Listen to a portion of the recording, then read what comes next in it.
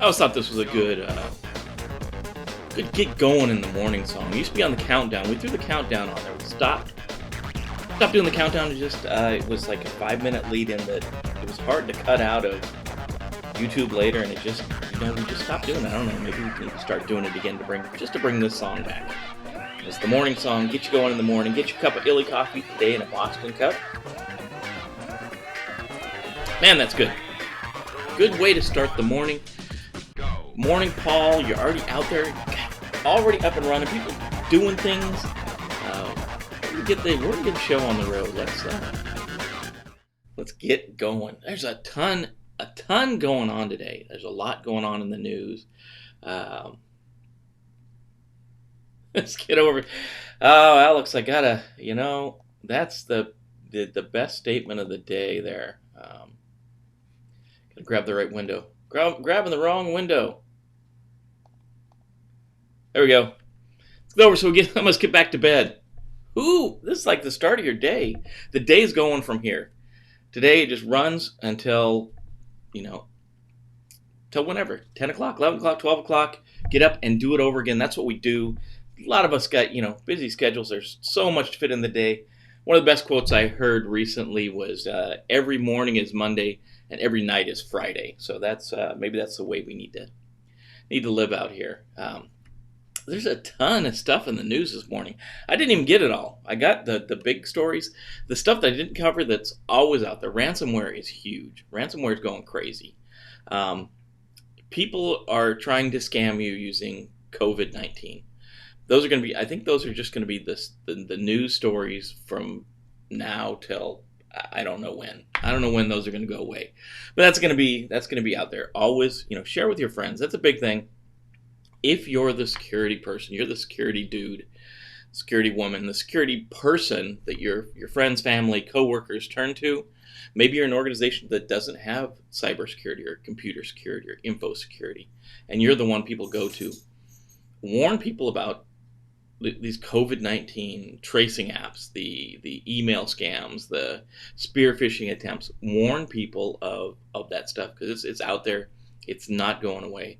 And then tell people, get them spun up. Let them know about this ransomware, because right now, I think the general majority of folks that are in these ransomware campaigns are going after businesses, and that's where the big money's at. That's where the big cash is at. But that doesn't mean Piper's not going to bark at anyone. That doesn't mean that that's not going to be the way of the future. We've seen this in the past. It starts in corporate and it moves out into the private sector, into the normal group of people. And maybe it's not tens of thousands of dollars, but maybe it's hundreds or thousands of dollars that they get from people. They encrypt all your pictures. They encrypt all your photos. They encrypt all your information and data, and now you got to pay to get it back. It's not unheard of now for the ransomware folks to go after just anyone they can get a hold of. That's not unheard of at all. But right now, the big money is in corporations. If you can lock up a corporation, a business, an office, a hospital, a not-for-profit, whatever, if you can lock that data up, that's where the money's at. That's the folks that have the money to get the stuff back. So let people know, let your friends know, let your family know, let your coworkers know. These are the things to look out for. Plenty of stuff in the news today. So let me get set up here so that I'm actually looking at the news. I'll probably look at myself up there every once in a while, make sure my picture's going okay. I'll probably look over there every once in a while to make sure that the stream is going okay, and check out to make sure that Alex isn't telling us it's time for bed or anything. It is early in the morning. It's early on a Wednesday morning.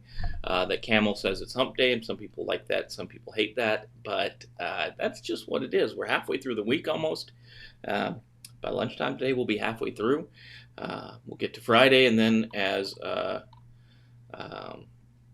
good friend of mine, a warrant officer I used to work for, used to say, then it's only 2 working days till Monday. So, first thing in the news today, there's this IPP exposure in printers, right?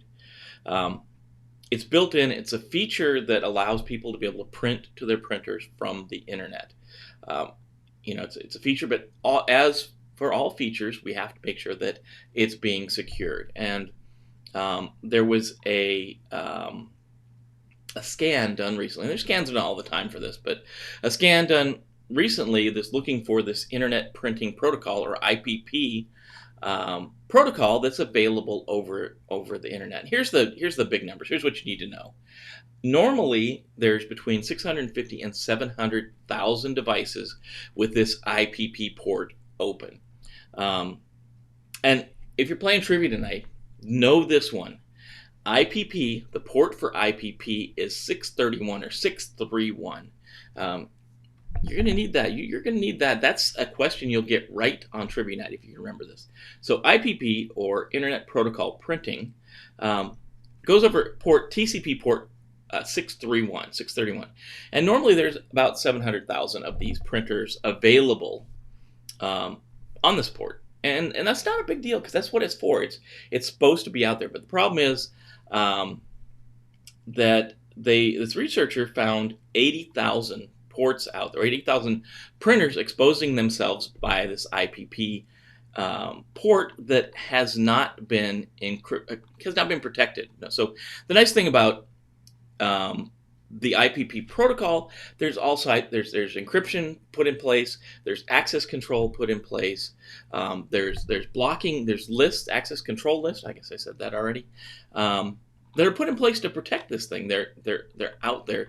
It's out there to be protected. So the Shadow Server Foundation found 80,000 ports out there that are just not protected correctly. That's one of the things I pulled this one out because one of the things we want to talk about in the next coming weeks is, how do we secure our home printers? Generally you're not going to worry about this. So because you're going to be behind some type of firewall, some type of at least rudimentary protection with your cable modem and the firewall that comes default by that. There's going to be some network address translation, and this port generally is not going to be available over the internet. But what if you misconfigure? What if you set things up wrong? That's what we have to worry about. So that's what we'll go through. We'll make sure we secure the printer correctly, and we do the right things. We make sure that things like the IPP port is closed if we're not going to use it. Like that's there's a tool available, the Printer Exploitation Toolkit, or PRET. Gotta love the underground, the hacker world. They're going to build tools that help exploit things like this. So the PRET Printer Exploitation Toolkit is going to already have the exploit on this. The big thing about this shadow server is trying to get people to subscribe to their service, letting people know if they've got devices that are exposed. This is one of the things they look for. So no, we're going to walk through. We're going to go through, and we're going to make sure that this summer we secure our printers. We're going to go to rudimentary protections to protect our printers. That's why you need coffee in the morning, because you can't talk. That's our first stop of the day. Next up on the day, IBM Big Blue, and this story kind of frustrates me a bit. So there's been 4 0 days that have been exposed on IBM, and I'm trying to find the guy's name here that came up with disclosed the exploits. Rick Manager. Sorry, that's not it. Where's the guy's name? Pedro Robrito of the Agile Information Security uncovered these weaknesses and brought them to IBM. And the frustrating thing, come on IBM, this is frustrating. The software application these bugs are in is the Data Risk Manager product that IBM puts out. And this is kind of a dashboard that leadership looks at to see things like security risk. It seems so crazy that IBM they turned a blind eye. They got the information from this guy, and they didn't do anything about it until he released it. So he was forced to release the vulnerabilities, and there's 4 vulnerabilities. 3 of them CVE 2020-4427, 4428, and 4429 can be combined to potentially achieve unauthenticated remote code execution as root on vulnerable installations. This is crazy. IBM would release this in a security tool, I shouldn't say a security tool, at least a risk tool, a risk view tool. Unbelievable to me. And then the fourth vulnerability, as you can expect, is CVE 2020-4430, because you released all of them as strain. So you're going to see 4427 all the way for 4430 are related to this. It allows downloaded arbitrary files from the system. So you can use the first three to exploit the system, and the last one to download all the data you want from the system. And obviously this is probably installed on some type of server that's probably got the ability to pivot across the neighborhood and go other places. So this is crazy that this is out there. It's just crazy that they didn't do anything about it when they knew about it until this guy had to force their hand. And IBM later came out and told his customers, we didn't push the patches, because this is not enabled by default, and that it's an older technology that they're not really supporting. Some things you got to, even if it's older technology you're not supporting, if you know your customers are using it, and I'm sure they do, you got to fix some of these things. And in the end, they've had to fix it anyways. And he released, it's possible to get in the user account, and the account is A3 user, and the default password is IDRM. Again, one of our security best practices we talk about all the time. Change those default users and change the default logins, the passwords, immediately before you put the thing on the network. Go out there and change those. If you can change the user ID, change it. If you can create another one and disable that one, do that. And definitely, for sure, for 100%, if nothing else, change that default password following your organization or your personal password standards. And I would say something like a 14-character password, upper and lowercase letters and numbers, and special characters. That's what we got to do. If you can use multi-factor authentication, use that. Crazy to me, IBM. Crazy that this is what you do in a risk product. In the show notes, I'll throw both the story and a link to IBM, this risk manager, if you want to take a look at what it does and what it's all about. Republicans are in the news again. And I'm sure it's folks from all over the lawmakers from both sides. But CNET produced this story. They're blaming the Republicans. It probably is more Republicans than Democrats. But they're proposing, again, legislation that's going to require organizations to provide encryption to their products. And we saw this years ago. I think 2016 we saw this when the FBI wanted to force Apple to break the encryption on their products. Of course, they want a warrant to back this up. They want all the things that we would hope they would get to force this, what they're calling lawful access. Personally, I'm torn on this one. What do you guys think? There's a lot of things. This is like PGP. This whole PGP story is like, can the government force you to break encryption? Can the government force you to make something less secure? What they really want is they want all these producers, the folks that make application software, hardware devices, to put a backdoor in that's going to allow access for law enforcement. And I can understand why. I see both sides of the story. If the government's going after someone like a pedophile and they need to get that proof to put the person away, I was, oh yeah, let's do that. But then that's Pandora's box. We're opening up the ability for the government to, arbitrarily make people and organizations be able to unencrypt data that's been put in place. To me, this is kind of like a Fifth Amendment right in a way. It's kind of like self-incrimination, but they're going to the manufacturer.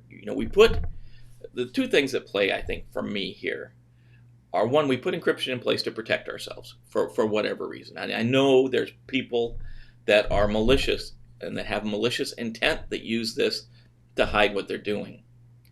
But at the other side, how can we protect ourselves? So obviously there's many things at play.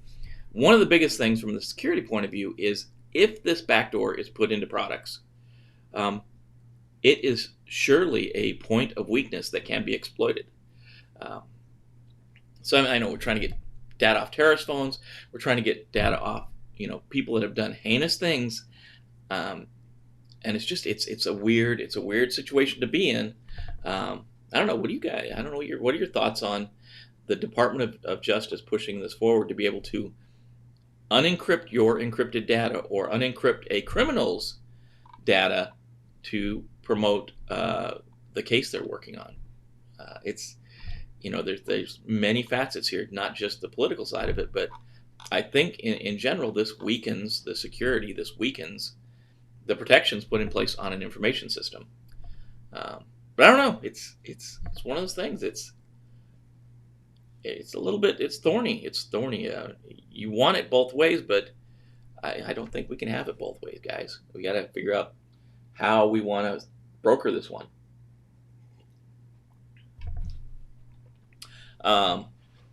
Next to last for today, India has surpassed the U.S. and other countries in the number of ethical hackers. And this is a bit of a slanted story because it's just going off BugCrowd's numbers. So, BugCrowd is kind of a bounty hunting service where you can go out and you can potentially make some money off of tracking down bugs and fixes of bugs in software and other things. So there's an exponential jump in India as far as Indian people working as researchers on BugCrowd.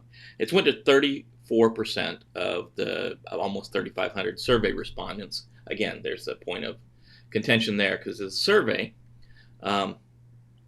And the United States is about 26%. So obviously huge. So it's about, that was 2019. So this year fell to about 10% of Americans. There's a bunch of statistics in the survey. They found out, the normal age range. They found the normal amount of people that, as it's bug track, there's people that are making money off this. So this is kind of interesting. So of the people that are working on bug track, 64% are reporting their annual income of $25,000 or less. 21% are between $25,000 and $75,000. 1% is earning over $200,000. Then 4% between $125,000 and $2,000. 4% between $100,000 and $125,000.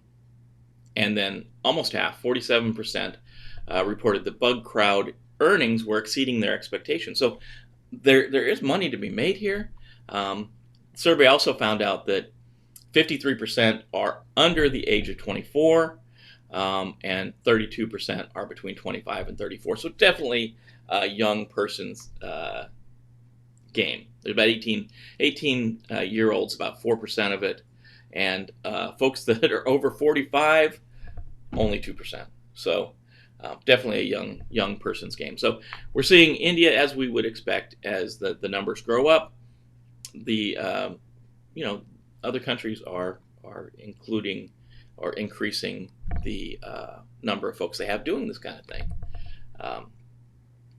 I wonder if it's, in America we have this tendency to jump into something because we think it's going to make us a millionaire.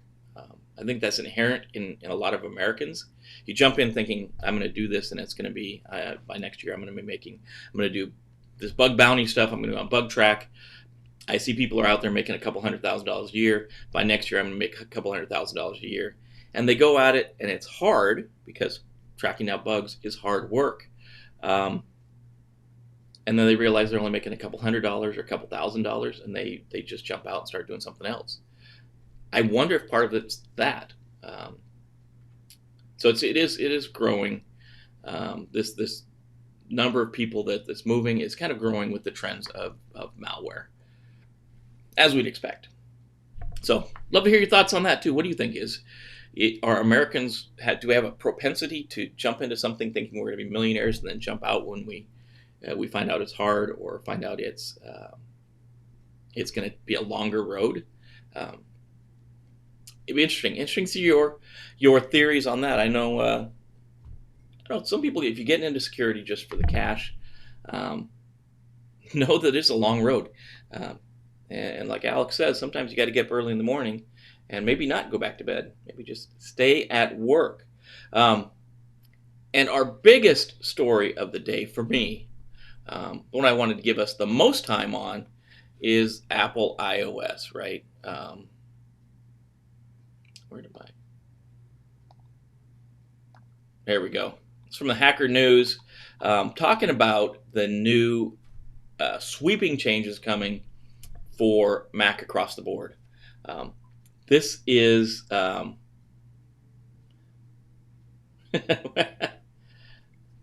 we go. That's what I'm gonna have to put that on the screen, Alex. So Alex is saying, chanting, "We're number one. We're number one. We're number one. All the numbers are a hoax." Sometimes I think the numbers are a hoax, but sometimes I think we jump into things a little too soon. There is, again, security is gonna make you work. Work in this field is gonna make you work. It changes daily. So, coming up very soon in the fall, I think, is when a lot of this stuff gets released. But Worldwide Developer Conference, or WWDC, from Apple. First one just happened virtually. This first virtual WWDC. On Monday, Apple introduced or announced that iOS 14 for iPhones is coming out. iPadOS 14 is coming out for iPads. watchOS 7 is coming out for Apple Watches. And Mac Big Sur is coming out for MacBooks and Mac devices. So they're toting that better control of which apps are installed on devices that can access your data. You can identify shady apps that don't respect privacy and share data with others without any disclosure. They can spot malicious apps that secretly spy on users' data and activities. There's a rundown. They're reducing the number of apps that can access your precise geolocation. So some apps you're going to be able to give precise geolocation to, like probably your GPS and nav apps, stuff like that. But it's not going to be across the board. You're going to have the ability to block apps from having specific access to your geolocation. So it can be a more generic geolocation, not so precise. Obviously, some apps are probably going to need that. There's an indicator to spot if either your microphone or camera is recording. Obviously, it's a privacy thing. It's going to be a yellow dot that shows up on the screen and shows you. It's going to allow you to upgrade an app account to sign in with your Apple ID. So you don't have to create a bunch of different IDs. You can use your Apple ID to sign on and download and install a number of different apps. So that obviously that creates a vulnerability if your Apple ID is broken or exposed. But hopefully overall you create a more secure password and multi-factor authentication that's going to allow you to get one token to get in a bunch of different apps. You're going to be able to limit photo library access for selected apps. So a lot of times an app, when you install an app, it's going to say, this app wants access to your photo library. And so a lot of times there's a reason for that, because maybe it's like something like Facebook that uses those photos for your updates, things like that. You're going to be able to limit what photos you share with these different apps. Safari browser added password monitoring and privacy reporting. Personally, I don't use Safari browser, but it looks like they're adding a lot more security features to it, including intelligent prevention tracking to identify and prevent trackers from profiling or following you across the web. I'd love to see how that works, because there's a ton of companies out there that are making a lot of money on just tracking people. Cross-app tracking, they're going to control and add transparency to which apps are tracking you across other applications. So when you use another application or a third-party app or other websites, um, there's tracking and transparency in that. Privacy information in the App Store. So now the apps are going to be required to display easy to read, easy to understand information about what tracking data and what privacy data that application is going to use. And I know that's been a big thing in the past. They're getting rid of Intel. So Intel-based processors are going away. So this fall, up through this fall, there'll be the last run of Intel-based processors. I think it's the i9 they're using now. It'll be the last run of processors, and they're going to the ARM-based processors that they developed themselves. They're calling Apple Silicon processors. Obviously, for folks building applications, building stuff for the Mac, this is going to be a big change. So Xcode 12 is being released to a limited developer base, and obviously it's going to be a big impact. So there's a developer transition toolkit, Mac development systems based on the A12.7 Bionic system chip. There's a lot of stuff going on with Apple. So I would say, if you're a Mac user, this is from the Hacker News. It's in the show notes down below. You can go out and read more about it. Nice thing about this article, plenty of screenshots. Got some screenshots of what it looks like. There's been some releases. There's obviously it's been released at the conference at WWDC on Monday. So there are some screenshots available out there to take a look at. So that's the big rundown. I'll tell you, a lot of stuff on the news today. A lot of stuff. And again, like I said, there's the big things that we hit on. Ransomware, always going to be out there. It's not going anywhere soon because there's a lot of money to be made in it. And coronavirus is the phishing soup du jour. That's what everybody's using to spearfish and send their phishing attacks out on. Our holiday today, it's International Faery Day. As many of these, we don't know where this one came from. I linked an HGTV website in the show notes. Things you can do if you want to do on International Faery Day. I thought it was funny. There's like 7 or 8. I think there's 8 of them. 8 things you can do is like dress up like a fairy or build a fairy habitat or things like that. But one of them was fairy jello shots. So if you're having a hard Wednesday and you need some fairy jello shots, apparently it's a normal jello shot with some type of edible glitter on it. But if you need to enjoy Fairy Day, go ahead, look at it. It's out there. It's a day. It's not really recognized by any official body, but and we don't know who came up with it. But it is a holiday. As you guys know, if you've been following along, it is trivia night tonight, 7:00 p.m. It's free. Instructions are on cyber-recon.com/trivia. Go out there. You'll jump on the live stream, log into Socrative, and I say log in. You're not really logging in. You're going into the student mode. You're going to put Cyber-Recon as the room name, and you're going to put your name in there. And as long as you're following our naming rules that are spelled out on the front/trivia page on Cyber-Recon, as long as you're following those rules, you can use whatever name you want. We're not trying to track you. We're not trying to get anything from you. The only time we'll need your information is if you win. If you win trivia night, then you've got to get the prizes. We're actually making up some t-shirts made. So that's one of the prizes, one of the t-shirts made. For the RMF folks out there, the folks doing RMF, I don't know. I'm torn about making this shirt, but I want to make a shirt that says RMFer. To me, I think it's funny, but is it over the line? So RMF, the risk management framework, used by the government, used by a ton of folks. Would you wear a shirt that said RMFer? I don't know. To me, it's got a little humor to it. So got a couple shirts coming out. Obviously, Illy Coffee is the when we get ill.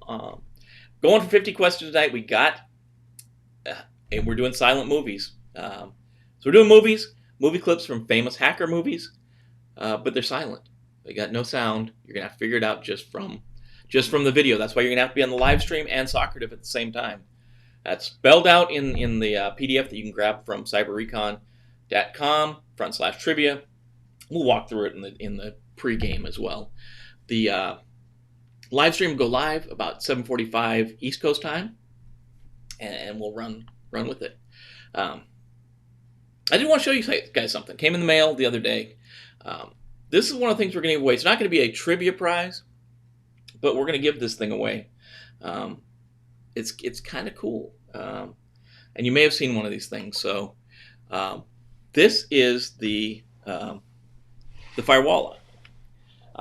Small little security device. I have not used one of these yet, so we'll have to see how it performs. I know right now, it's the red, the Firewall of Red. So I'm just gonna get the plastic off this thing. So this is the Firewall of Red. There we go. This is the typical internet unboxing of something.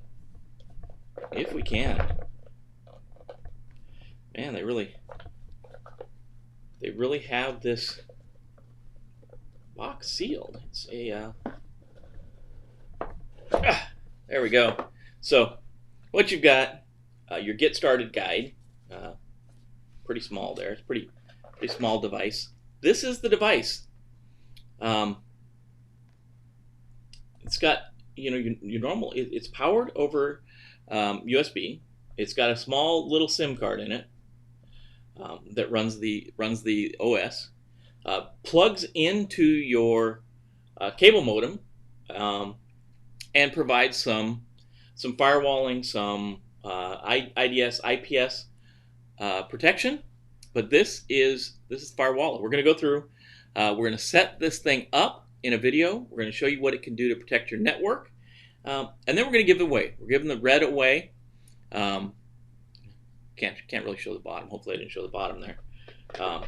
But if we did, we'll hopefully fix that in post-prod. So this is one of the things we're giving away. I might have to get a hold of Firewall and get another one, or get another code for the bottom of it. So we'll do that. We'll make that happen. See what you guys think of the Firewall. I'm counting this. It's definitely a security device. I don't know if we'll count it as a full-on firewall or not. Paul, I'm gonna throw it on the broadcast, man. Paul's ready to rumble on trivia night. So a couple things. That's what we got going on. We got a lot going on in the news on a Wednesday. So hope to see you tonight. Come out and see us. Come out and play along on trivia night. You win a prize. Right now, we're looking at mainly t-shirts right now. I think we need to do some coffee cups. I just need to find somebody that can make some coffee cups for me. So if you know someone, let me know. Otherwise, share with your friends. We'd love to see more people on trivia night. I hope we get more of those RMF lifeboat folks out. I know we had some out last 2 weeks ago.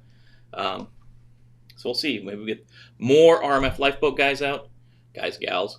More people. It's a steady stream of people that it's increasing every time we play. It's really a fun time. It's a fun time. You already know one of the questions. You already know one of the answers. 631, right? When that comes up, you'll know 631 is the correct answer. So we might make that one really tight. That may be a tough question, because that should be one of the freebies for getting up early and then going back to bed, right, Alex? So, as always, I'm Jim with Cyber-Recon. If you can, share with your friends. We'd love to have more people join us in the morning. I know it's early. Like and subscribe. Hit that bell over there. Hit the subscribe button. I think it's right over here somewhere. Right over here. Oh, it's over here somewhere. It's right here somewhere. They'll put it up there. Comments. I'd love to see the comments down below. Get some good ones. But I guess that's it. Be safe out there. Enjoy your Wednesday, and I hope to see you tonight. Be safe, and we'll talk to you tomorrow.